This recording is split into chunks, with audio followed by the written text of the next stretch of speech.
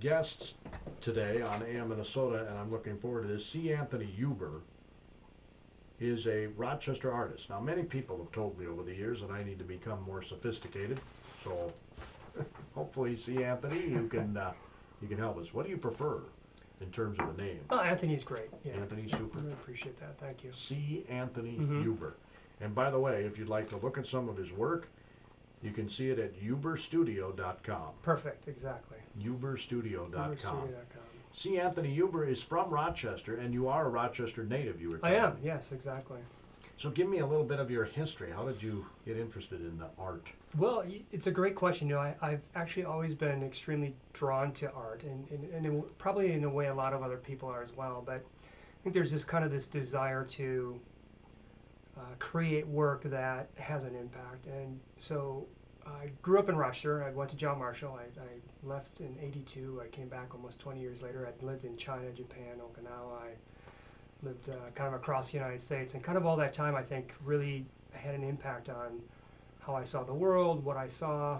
We were just talking earlier about how some reds wound up in my work, and the year I spent in China was very impactful in working on color palettes and things like that. So after I graduated, I kind of did a lot of things. I taught history and world history for a while, and then eventually I just decided, well, I love art. I'm not seeing what's driving me, so I decided to start putting with intent some colors on canvas, and eventually moved into some really unusual mixed media things like cement and asphalt, and now I've been studying works on fire. So it's kind of an experimental approach, but I think the outcome is a little bit unexpected, and I think it has kind of a kinetic quality to it as well. In fact, he was featured in Art Reveal magazine, the June edition. I don't know if you want to hold that up to the camera there for our YouTube folks, but isn't that awesome? That's an awesome piece of work there. We're going to talk a bit about that a little bit later on in the show. But first of all, you had an interesting life, right? Weren't you in the military for a while? I was, yep. For almost 10 years I served in the military. And you had a chance to be at the embassy there? That's correct, yep. I did embassy duty, which was one of my major goals. So I spent a year in Lebanon, which was very interesting, back in the almighty 80s.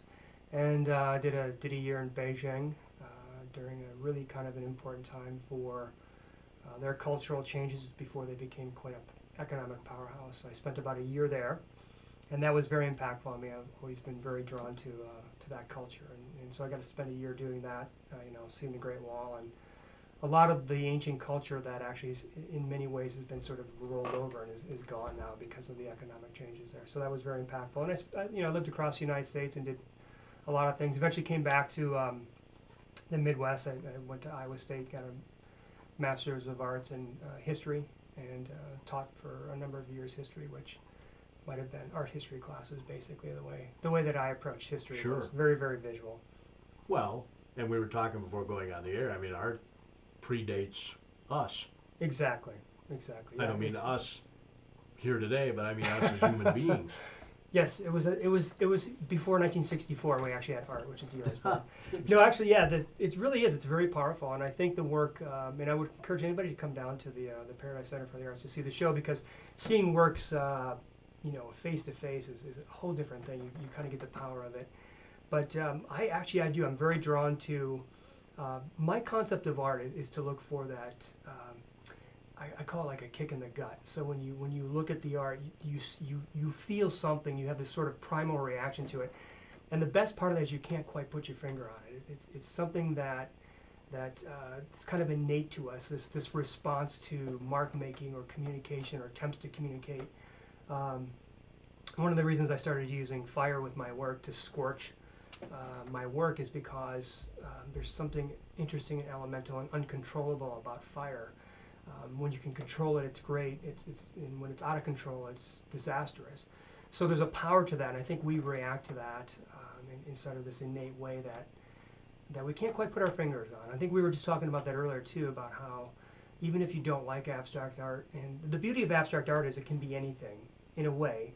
Well, it's whatever you interpret it to be. It is, right. I'm going to take a little break here. Yeah, We're very going to good. come back. We're going to talk more with C Instruction. Head to the website, northlandbuildings.com. Ag Power Enterprises, your John Deere dealer. They have locations in Owatonna, Hollandale, Belle Plaine, also Osage and Northwood, Iowa, and Minnesota after this. Breaks down, you need it repaired right away. You need to call Metal Services of Blooming Prairie. Metal Services has worked hard to earn a reputation for superior work in metal fabrication and repair.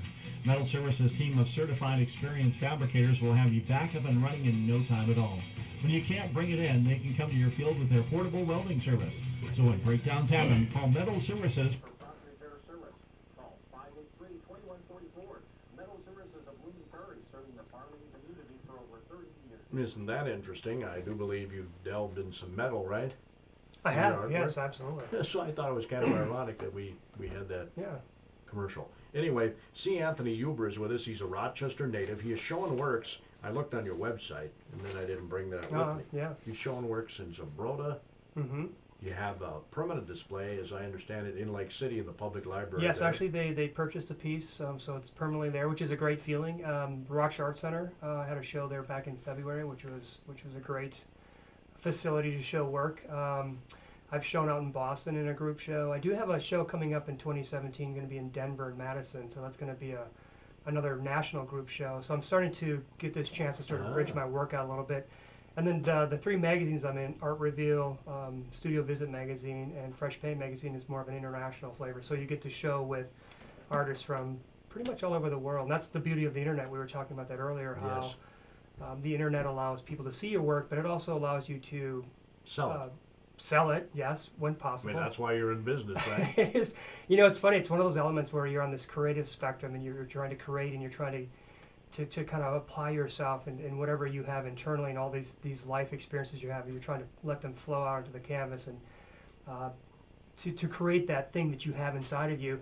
And then on the other hand, you have to kind of turn around and try to sell it. So it's kind of, they're almost like at opposite spectrums of the creative and then business, and they're really tough. They don't always mix well, do they? No, they don't, but it is essential. I mean, but there is something about owning an original piece of work of art. I mean, I myself try to collect art as much as I can afford and maybe trade with other artists, because when you have an original piece of work in your house, it's something different. It brings a different kind of energy. And we had talked earlier about my work at the center here, that it's made with asphalt and concrete and it's been burned, and I have resin over the top of it. I have some new sculptures there that are made from wood and cement, and it's kind of nice to see that. But then you do want to reach out and touch it, and there's something really powerful about being connected with art in that way, that it's an original piece.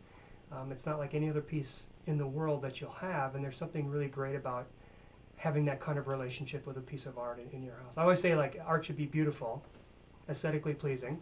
So it's like seeing a person across the room that's just knockout. So you go to talk to them, and it turns out they're just boring. Well, it only goes so far. So you really do have to have work that's both aesthetically pleasing, that draws you and it's beautiful, but then you want to have a long-term relationship with it. And what I mean by that is, every day you see it, there's something new in it. There's something different. There's a different angle you see it. My work is full of burn marks and cracks and asphalt and cement and very unusual things that really do engage you, I think, in a long-term way. Yeah. Again, C. Anthony Huber is our guest today. Now, you've done some interesting work, I'll term it that way, in that you look at intersections. I do.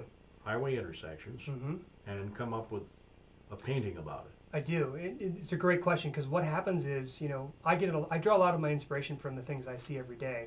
So, for example, if you just take a look at one intersection in town and you look at the crosswalk markings, and they may have been painted over, so they're not always going to be like exactly done. There's this concept that when somebody does a job like that, whether they're filling cracks in a sidewalk or they're repainting, they kind of do it in a utilitarian way. They kind of do it to get it done, and that creates kind of a pattern and marking that's very interesting. And so it also tells the history. So whenever you see something painted over 3 or 4 times or cracks, it's telling the history of this intersection of this city. And so there's that historical aspect, but it creates really great abstract language. And those designs, those patterns, to me are really interesting, and I'm drawn to those. I don't know if other people see them. So what I do is when I create my work, I'm hoping to have people look at that work, know where the inspiration came from, and then turn around and say, okay, next time they're at the intersection here in Faribault, and they look down, they go, well, that's kind of interesting. Look at the way that mark is, or look at the way the rain has affected how much of this I can see, or the way that this road was fixed. So if you look down and you're drawn into your own world and you start seeing kind of the beauty of the mundane, then there's really something powerful about that. And it changes your day. It's kind of a nice way to focus on the world around us. So you take a camera, take a close-up picture of the intersection? Is that how you develop? Yeah, actually, I've been taking photographs for probably 30 years, and so I've always fascinated by erosion of the urban environment. So, and then the repair of that. So I take photographs of that because there's really no way to, that process takes time. So it's kind of an excavation process. So I take photographs of it, and I call those inspiration points. I use those as ways, because the design that's been already created around us sometimes is, it's like somebody painting a flower. They're not making that up. They're actually seeing that already, and they're finding the beauty within that. I find the beauty in crosswalk paintovers and repaired roadways. And so even though this is an abstract art, it's based on a real thing. That's a really good point. I never thought of it that way. Yeah, it's almost like plein air painting, I guess, in a way, in which somebody takes their brushes outside and they paint the scenery. I'm kind of doing the same thing in a way. I'm drawing inspiration from those things that I see every day. And again, the idea is I'm hoping other people will see that later after they've seen the work. And that's actually where I started using cement and asphalt. I'm like, well, this is really beautiful to me. Why don't I start using these exact materials and bring them into the work? And for several years, I've tried to figure out how these materials work on the canvas and how they work with high-end oil paints. And so it's been a very experimental way. So I have sort of this base of knowledge of how these materials interact and work with each other. And I've been pretty successful at it, I think. It's been really interesting to me. The ladies from the Paradise tell me, yesterday they were on the program, that you actually encourage people to touch your artwork, which most people, it's a no-no. Right, yeah, don't do that in most museums. Yeah, I've been kicked out of a couple for doing that. You got to be very careful. It's funny, it really is, you can't not touch it. It's the kind of work that you look at and you see and you want to reach out and touch it. And the nice thing about that is it's a brand new way to interact with it. When you actually feel the painting or touch it, you get a new experience. It's totally different than just sort of standing back, and if you cross the line, the beeper goes off. So yeah, it's nice to reach out and touch it. It's very durable work, like I said, and it can be also very fragile, which is interesting as well. I mean, it's both made from cement, and sometimes there's a fragile nature to it, which is kind of a nice human element. So yeah, you should come down and touch the work carefully. How often do you lock yourself in your studio and do this work? I tend to work in blocks of time. So I tend to work with you need kind of blocks of time. It's like sitting around and thinking about something. You need a chance to get into a rhythm. I do this full time, so it's something that I spend a lot of time in the studio. But I also spend a ton of time looking around my environment, thinking about the work, reflecting on it. So really, it's kind of an engaging process. It tends to kind of own you, which is very nice in a way. It's kind of an immersion type thing where you're constantly thinking about it, constantly looking at it, wanting to find new ways to basically produce your work. But it's also problem solving. When you're working with cement and asphalt and fire, you're constantly trying to problem solve the issues that come up with working these kind of materials. And it's just like life, right? I mean, you have a plan. You get up in the morning, you have a plan, and things go sideways all the time. And so it's the same way with my art. You have to figure out how the materials are going to work together.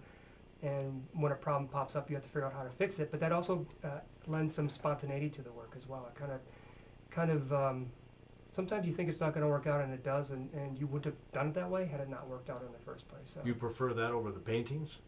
What's that? The working with the tar and well, actually, most of the tar and concrete go into the painting. So that's kind of the beauty of it. And a lot of times you won't even know. Like the picture I showed earlier actually has concrete in it, and so that's the beauty of it. You're taking material that everybody knows, sees every day, and you're allowing people to see something in a different way. So in a way, you're creating new experiences for people. And that's really what art does. You create new experiences for people. So when they walk out of the show, for example, at the Paradise, they're going to go, oh, when they walk out the show, they're walking on cement, they're walking on asphalt. They're seeing the things that we're elevating into an art form, which is kind of nice. It's kind of nice to do that. And a lot of times you don't even know that's what it is had you not been told, which is a great aspect of art. Now, I don't mean this as a joke. It may sound like it. I'm totally serious. Have you ever done a roundabout? No, but I like circles and geometric shapes. No, I've never done a roundabout. However, I have a piece at home that was one of my earliest works when I started working with asphalt, and it is a circle, and it's a cadmium yellow circle in asphalt with underlying red, and it's a piece that I will never sell because it's like an inspiration point for me. It's kind of the first time I broke into that field, and when you see it from a distance, the circle is very we talked earlier about this gut reaction. There's something about geometric shapes, like a circle, for example. You can go to the caves in France and see these kind of shapes. But if you were to see that roundabout from an airplane, it's kind of the exact same experience you might get. You're looking at all these fields, which are squares and rectangles and all these beautiful shapes, and you see the roadways, which are arteries, and then all of a sudden you see a circle. It's very powerful, and I don't know if we get crop circles around here. I would encourage anybody to do that, but there's something about those basic geometric shapes that speak to us as human beings, and it's very powerful. Were you a geometry fan? No, I hate math. I just can't do math. Nothing adds up to me. But no, but I do respond to. I do have this great love of ancient history. So when you go back and you look at different markings that were made ages ago, way before even in lost civilizations, there's something about that attempt to communicate. And so geometry is very important. Communication with shapes and symbols and things like that. So it's ingrained in all of us. Actually, we're born with this innate desire to express ourselves. Exactly, to express ourselves, to communicate. I think that's why the fire is the pieces I've created with fire is so important, because I think that goes back and hits us at a primal level, and we all know what it is, and we respond to it, and we're not even sure why. That to me is the beauty of the art, and that's really what I'm trying to draw from myself, putting it in a physical format so that other people see that, and hopefully they get that same kick in the gut that I feel. And that's what I know when a work's done, is when you look at it and you go, okay, it's done. You know when it's done. So how long would the average piece take you? Well, every piece is kind of an extension of the piece prior to it. So some works can be done fairly quickly. It just depends, but it depends on what plan you have. So right now I have a quadriptych over at the Art Center, which basically means there's 4 pieces put together designed to be one. And I made them all simultaneously. I made them at the same time. So I used the same fire to scorch the works. I used the same cement, same hand. And the lesson of the piece is they're comparative, which means you can walk through it, and all 4 of them, even though they were made in the exact same way, same plan, they all have totally unique characteristics, totally different in the way they are. And to me, it's symbolic of kind of us as humans, symbolic of every day, every situation you face where you have a plan and it goes sideways. And so if you go in there, you can spend hours just comparing the different pieces, and it's very fascinating. So did you name it multitasking? I named it the new cave wall, but that's a good one. I'll have to work on that one. Yeah, that's fun. Sometimes you think of titles like before you make the work, you're like, oh, that sounds like a good title. So. Yeah, I get the impression though that when you get in the studio and you get after this, you get after this. Yeah, you get lost. You forget to eat. You get totally lost in it, which is the beauty. And we all want it. We all want that. We all want to get lost in the tasks we're doing in such a way that's a positive way. I do. You get completely lost in it. But that's where you get to that level where you start digging down into yourself and find something that maybe you didn't know was there. I don't mean to be too philosophical about it, but all of us have something inside of us that would surprise us if we give ourselves a chance to express it. And to me, that's kind of the art. But you do get lost in it, and it's the best feeling ever when you've been doing it for hours and you're completely oblivious to the outside world. Well, it's kind of like when I broadcast a good baseball, basketball. I don't care what the sport is, volleyball. When I broadcast a good game, you get lost. Isn't that beautiful? Yeah. And it is. It's terrific. It's exactly awesome. What you want. Yep. That's exactly what you want. And you're hoping that the audience is lost. Lost may not be the right term, but consumed by. Right. That is your world for that period of time, and you get so lost in it. I think lost is a great word because all this multitasking we were just talking about falls away. And I think walking through an art museum in a way is the same way. It's a very controlled environment where they've put these pieces of work up for you to see, and you spend that moment in it, and sometimes you do get lost and you do get into the piece, and that's why seeing art live, in the canvas. Is very powerful, and I would always encourage people to do that. They always put lighting in there, which can affect. Absolutely. Right? Your work? Right. Have you ever gone into a place where they were showing your works and you go, man, I don't like that light. How'd you know to ask that question? Well, I just had that feeling. All artists have this very, like where's my work being hung, and the lighting's not quite right. All that's so important because you're dealing in natural light in your intersections. Right, exactly, right. And natural lighting is key, and you're not going to get that in the galleries or the museums. But the proper lighting is really important. And my work is covered with resin, so it's very shiny, which is another thing that attracts us to it. I think we, as human beings, are trying to. Oh, I think we all love color. Yeah, color and shiny, and yeah, we love that kind of stuff. People other than the communists, if you've seen their buildings, they didn't. They're all drab buildings. Right, they loved red, but other than that, that's as far as they went. Yeah, very drab stuff. But yeah, you're right. Lighting's important. The beauty of having the Paradise Center for the Arts is that when you come in to see a show, you're also going to get engaged with their gallery, which is right in the entranceway, and you can step into that. And it's designed to take us out of our world. It's designed to show us work. It's designed, and it's very well that the Paradise Center for the Arts did a great job. They helped hang the show. They've been so accommodating for everything for the artist, and it's great because it's for the community, which is just fantastic. But yeah, lighting's important, spacing's important, giving the work enough space to breathe so that it doesn't conflict with other works around it. All that stuff's very important. And it goes back to the concept that you were just speaking of, allowing yourself to be lost in whatever you're doing so that you're not being, and especially in this world today with the phones and everything's just like pulling at us in different directions, you need this chance to sort of release all that stress. And art's a great way to do that. I don't know if you saw 60 Minutes, I can't remember, it was this past Sunday, the Sunday before, they had his piece on some old hands of Picasso, who his kids think these people stole pieces of Picasso's art. It was discovered. See, the guy had to have surgery, major surgery, so he thought he'd sell these pieces of work, and it turns out they're worth like $15 million or something. Right. And they had this piece on the siblings saying, no, I can't believe that my father would just give these to his handyman, guy who would fix stuff around the house. Yeah. No, you hear about that, and actually, Picasso made so much work. Oh my gosh, he had, and giving art is actually great. I mean, I love to give art away. I certainly love when people sell it or buy it, of course. But giving art as a gift is a huge thing, and his work was famous for quite a while. So giving it is actually a kind of payment. But there's also something very nice about giving something that's original, whether you've written a poem, whether you've created a small something for anybody that's handmade, is actually very valuable, and it's also a great gift. So I can see that happening. But we were talking earlier about how most artists die broke, and so and Picasso supposedly did die broke, and then they find this stuff that's worth millions and millions, and of course it's worth more after you die. You know that. Right. Well, I'm looking forward to that myself. I think people should buy my work now because who knows. But yeah, as an artist, I plan on dying broke, so I'm working on that.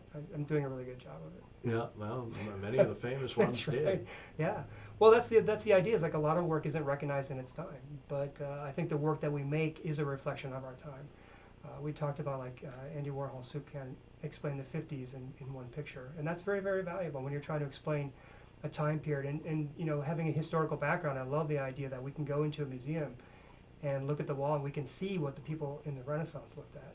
That's very, very powerful. Well, you know what's hot right now, and you may have seen, we have a number of murals here in town in Faribault on buildings. In fact, they're going to put a new one up downtown this weekend. On Saturday, they're unveiling it downtown Faribault here. And I notice a lot of communities are putting these murals on the side of buildings that are depictions of the community in the past. Right. Most of them. Well, it's interesting because the past is present in the art, and so you can put up a painting of the past. It's a good reminder of where we came from. I always say in the world of history is, if you don't know what happened yesterday, it's awfully hard to explain what's happening today. So you need to know where your community came from. You need to know your past history because it's important to who you are today. And doing it with art and doing it in that very visual way is so much better than trying to lecture somebody or putting documents in a vault which nobody's ever going to read again. But if you put it out for people to see, it's powerful. It's also a great reflection of the community when the community comes together and paints something or again has a place like the Paradise Center for the Arts. Again, C. Anthony Huber is our guest. He's a Rochester native. HuberStudio.com is the website if you want to see some of his works. I took a look at a lot of your intersection work there. You've got the streets. Right. I mean, yeah. Actually, I named the works after the street location. After the street locations. So people can look at the work and then they can go out to the street and try to find it. Yeah. It's kind of the Where's Waldo of art. It's very engaging. Sounds very interesting. I was fascinated when I read your statement on the website. Can I share some of it with our listeners? Please. I won't share the whole thing. But the first couple of statements, I am fascinated by the beauty and tension caught between erosion and repair. I am interested in the behavior of artist media as they are forced into communication on the canvas. My work speaks to our natural human tendency to find patterns and our predilection to match what we see to what we know. In composition, I seek to define patterns that intimate a sense of balance with a process that appears haphazard, experimental, and physical in nature. Actually, I read almost the whole thing there. That is pretty much the whole thing. But I just thought it was very interesting. Well, you know, every artist has to, you know... Most artists, I will say this. Sure. Well, I shouldn't say this. I'm not going to say most artists because I don't know most artists. But I find a lot of artists that I've visited with over the years are not wordsmiths. It's tough. It's kind of that thing we talked about earlier about, you know, you love to create the art, but on the other hand, then you know, people say, well, where's your artist statement? You know, write about your own work, which is hard. It's like, it'd be like, write about yourself. Oh, okay. But it's important because an explanation of the work is very important in order to understand, you know, what the artist is doing. And that idea of the tension and beauty caught between erosion and repair really explains a lot about my work because, like I said, I see things in our community in that, you know, when a building is sort of falling down, there's something powerful and there's a tension, there's a beauty there, and that's naturally happening as we go. And so the artwork is designed in a way to capture what I see, and the challenge is to find a way to do that. And then when you tell people that's what you're doing, it kind of helps people go, yeah, I guess I kind of see that, or I don't see that at all, which is great. I love it when people say, I hate your work. It's like, okay, well, that's a reaction. Yeah, you know, that's it's not true. really what I'm looking for. Reaction. Right. I mean, I've had people say that, you know, but that's good. I mean, it's good to have some kind of reaction, some kind of engagement in the work. I think the worst thing any artist can have is just to be ignored, you know, or to have no impact from their work at all. That's kind of difficult. All right. Well, I sure appreciate you coming over from Rochester. Yeah, thank you very much. This is an interesting visit. See Anthony Huber, our guest today. Again, you can see his works down at the Paradise or on his website, huberstudio.com. Huber, H-U-B-E-R, studio.com. And you're related to some Faribault folks. I am actually, yeah. Hello, Pam Huber. Thanks, I appreciate it. Thank you very much. See Anthony Huber, our guest today on AM Minnesota. Tomorrow, we'll visit with folks in the Chamber. The Fall Festival's coming up this weekend downtown. I'm sure they'll be touching on that. We've got a Meet the Candidates event, too, coming up at South Central College. You're in tune to KDHL AM, Faribault, Minnesota.